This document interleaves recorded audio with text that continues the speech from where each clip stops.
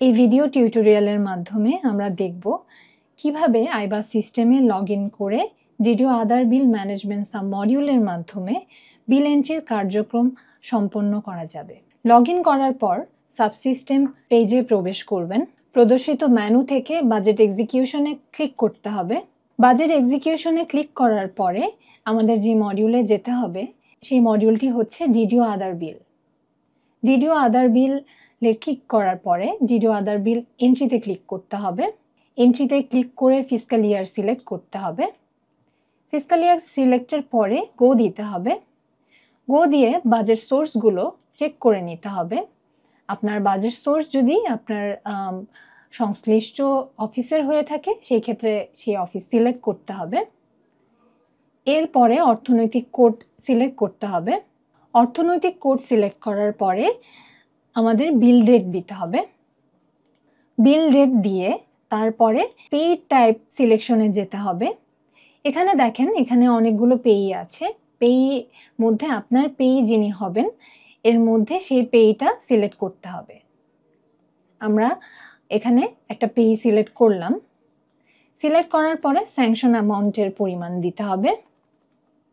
এরপরে gross amount দিতে হবে। স্যাংশনের মেমো নাম্বার প্রবেশ করান। তারপরে স্যাংশনের ডেটটা এখানে এন্ট্রি করতে হবে। তারপরে আমাদের পরবর্তী নেক্সট ধাপে আমরা যাব। নেক্সটে ক্লিক করে আমরা পরবর্তী ধাপে যাওয়ার পরে আমাদের এখানে মোট টাকার পরিমাণ প্রবেশ করাতে হবে। টাকার পরিমাণ প্রবেশ করানোর পরে যদি আমাদের ভ্যাট ট্যাক্স থাকে সেই ক্ষেত্রে ভ্যাট ট্যাক্সের জোন অনুযায়ী সেই ভ্যাট ট্যাক্সের অ্যামাউন্টটা প্রবেশ করাতে হবে। ট্যাক্সের অ্যামাউন্ট ছিল সেই ট্যাক্সের অ্যামাউন্টটা আমরা প্রবেশ করালাম। প্রবেশ করানোর পর আমরা নেট অ্যামাউন্ট দেখতে পাচ্ছি। যদি ভ্যাট থাকে সেই ক্ষেত্রে ভ্যাটের অ্যামাউন্ট প্রবেশ করাতে হবে। আমরা ধরে নিলাম আমাদের এখানে এই ভ্যাটের সংশ্লিষ্ট অর্গানাইজেশন আমরা সিলেক্ট করলাম এবং ভ্যাটের একটা অ্যামাউন্ট আমরা প্রবেশ করালাম। এখানে নেট অ্যামাউন্ট দেখাচ্ছে। সব কিছু ঠিক থাকলে আমাদের এরপরে আমরা ঠিকমতো চেক করে আমরা সেভ অ্যান্ড কন্টিনিউয়ে ক্লিক করব। এটা বলছে যে do you want to save this bill summary. আমরা সেভ করতে চাই, এই কারণে আমরা ইয়েস বাটনে ক্লিক করব। ইয়েস বাটনে ক্লিক করলে একটা মেসেজ আসবে।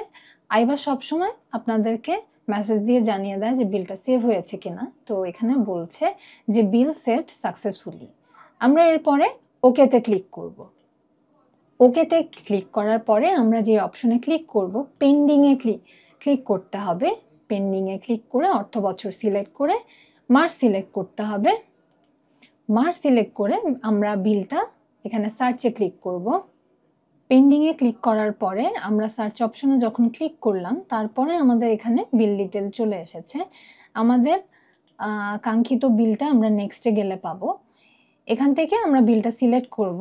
সিলেক্ট করার পরে আমরা যে অপশনে ক্লিক করব সেটা হচ্ছে ফরওয়ার্ড। বিলটা যদি ঠিক থাকে আমরা বিলটা প্রথমে কি করব, একটু ভিউয়ে দেখে নিব বিলটা ঠিক আছে কিনা। যদি ঠিক থাকে সেই ক্ষেত্রে আমরা এখানে সিলেক্ট করে ফরওয়ার্ড বাটনে ক্লিক করব। কোনো কারণে যদি বিলের মধ্যে কোনো কারেকশন থাকে সেই ক্ষেত্রে আমাদের কাছে এডিট অপশন আছে। এডিট অপশনে আমরা এডিট করতে পারি বিলটা। এছাড়াও যদি কোনোভাবে বিলটা রিমুভ করতে হয় তাহলে এখানে রিমুভ বাটন আছে, বিলটা আমরা রিমুভ করতে পারবো এখান থেকে।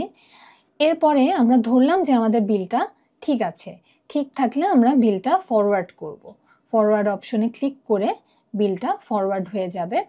এখানে বলছে one bill is going to forward. এখানে আমাদের ইয়েস অথবা নোতে ক্লিক করতে হবে। যেহেতু আমরা বিলটা ফরওয়ার্ড করতে চাচ্ছি সেহেতু আমাদেরকে ইয়েস বাটনে ক্লিক করতে হবে।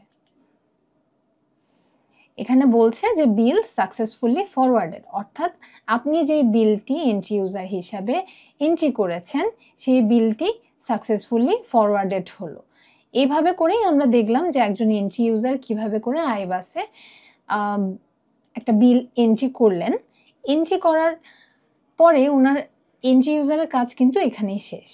উনি এখন চাইলে ফরওয়ার্ডেড অপশনে ক্লিক করে দেখে নিতে পারবেন যে ওনার বিলটা কি আসলে ফরওয়ার্ড হয়েছে কিনা এই অপশনটা যে উনি দেখতে পাবেন যে ওনার কোন কোন বিল ফরওয়ার্ড হয়েছে। যেমন এই বিলটা আমাদের ফরওয়ার্ড হয়েছে, এখানে বিল নাম্বারও দেওয়া আছে।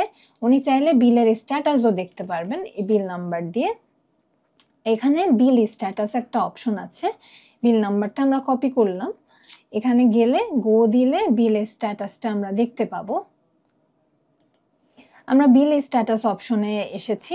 বিল স্ট্যাটাস অপশনের এখানে বিলের ডিটেলটা আমরা দেখতে পাচ্ছি এবং সবথেকে ইম্পর্টেন্ট যে বিষয়টা, বিলটা কোন অবস্থায় আছে, বিলটা কি ডিডিওর কাছে আছে কিনা বা বিলটা কি এজি অফিস অ্যাপ্রুভ করেছে কিনা, সেই অপশনটা আমরা এখানে বিল স্ট্যাটাসের মাধ্যমে আমরা দেখতে পাবো।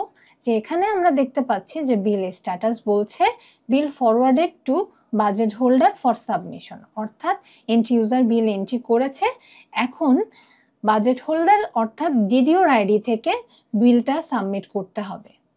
আপনাদের সবাইকে ধন্যবাদ।